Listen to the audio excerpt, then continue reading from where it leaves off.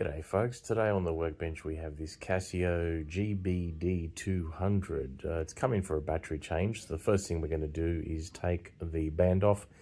That makes life easier, getting the case back off. And we can see the case back here. You've got the 4 Phillips head screws, and I'm just going to remove those. And you can see here the band has come off. Now the band comes off with Torx bits, and those are the screws there for it. Once that's off, nice and easy, we take the case back off. We have the proprietary shaped gasket, just be wary of that, as well as the rubber pad that goes on the back that's part of the G-Shock system. And we've got the battery just here, so I'm going to use a very small flat blade screwdriver, just pop it down here in the clip, and you can see it just unclips the battery clip there. Using my brass tweezers to give myself a little bit more clearance. Sorry about the camera work, doing it one-handed. That's a joy. Anyway, got the battery out. It's a CR2032. Make sure you get the same one, and make sure you don't use metal tweezers when you put them back in. Once again, apologies for the camera work. There it is all in. Press down the clip.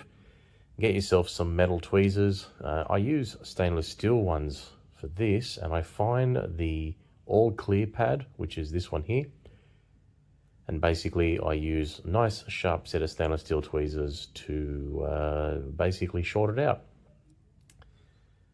Being a digital display, the AC is an all clear to make sure that the LCD works properly. Once again, sorry about the camera work here. So here's the case back. Now notice there's a bit of gunk around the outside. This doesn't affect the water resistance, but I'm going to clean it anyway. I ended up doing this two-handed, but there it is, nice and clean. You can see the corrosion's actually caused a little bit of pitting and damage. However, it doesn't affect the seal material, or the seal surface, I should say. There's the case back gasket. It was perfectly fine. I ended up just lubricating it with my silicone lubricant. And we pop it back into the grooves in the case back. Make sure it's sitting properly, because we want to make sure the water resistance is fine.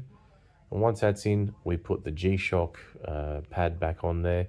Make sure this is aligned properly, because you don't want it getting pinched underneath the case back. That can cause all sorts of issues with water resistance and compromise that severely. So make sure it's all in. I'm just making sure it's seated correctly. Then I'm going to grab the case back, and what I'm also going to do is flip it around to make sure I'm putting it on the right way, because there is a right and wrong way. And that piezo on the back there, that little white round circle, that's your little chime for your alarm and your beeps when you press the buttons. If you don't put this on the right way, you're not going to get that functioning. So I just make sure that's all on there, and then I put the screws back on, and then finally, once that's done, I will put the band back on, and the watch is complete and running fine. With these, you can set them up manually, but it is better to just sync them with Bluetooth via the Casio app. And that's that. Thanks for watching, everyone. Hope you enjoyed today's episode. Fixing up the Casio GBD-200 G-Shock digital Casio watch. Thanks for watching. See you next time.